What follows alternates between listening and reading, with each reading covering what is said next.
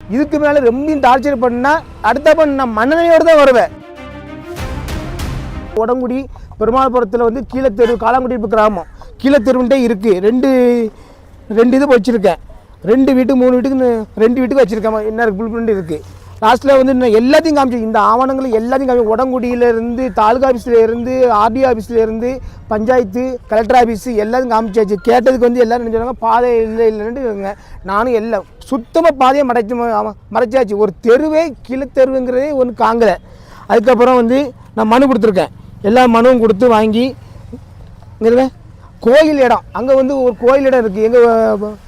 எங்கள் ஊரில் வந்து உச்சிமலையம்மன் பட்டரையம்மன் சொல்லி ஒரு கோயில் இடம் இருக்குது. அந்த கோயில் இடத்த கள்ளப்பத்திரம் நான் போட்டிருக்காங்க. கள்ளப்பத்திரம் போட்டு ஒரு 6 பேர் நபர் அவங்க தனிப்பட்ட இதில் வந்து பத்திரம் போட்டு வாங்கி இது விற்றுருக்காங்க. இதை கேட்டதுக்கு போச்சுன்னா நீ இதை கேட்டாச்சுன்னா நாங்கள் அப்படி தான் விற்போம் வாங்குவோம். யார் கோயில் இடத்த வந்து யார் பரிவர்த்தனை பண்ணணும் சொல்லுங்கள். கோயில் இடத்த விற்கிறதுக்கு யாருக்குமே ரைட்டு கிடையாது. அதை விற்றுருக்காங்க. அதை விற்றுட்டு இவங்க மட்டும் விற்றுட்டு எனக்கு என்னுடைய சொந்த பாதையை வந்து அடைக்காங்க.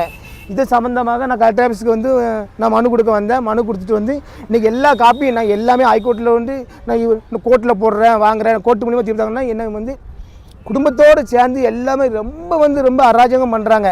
ஒரு தனிப்பட்ட நபர் அவர் சொந்த பகையோ இதை வச்சுக்கிட்டு ரொம்ப அராஜகம் பண்ணுறாரு. இதுக்கு கலெக்டர் ஆஃபீஸுக்கு வந்திருக்கேன். எனக்கு தீர்வு காணும்னு சொல்லி நான் ஐயாவிட்ட வந்து நீ மனு கொடுக்க வந்திருக்கேன். ஃபேமிலியாக வந்திருக்கேன். இதுக்கு மேலே ரொம்ப டார்ச்சர் பண்ணால் அடுத்தப்ப நான் மன்னனையோடு தான் வருவேன். உள்ளக்குள்ளே நான் வந்து ஷூட்டிங்கு போக முடியல, அங்கே போக முடியல, இங்கே போக முடியல, எங்கேயும் போக முடியல.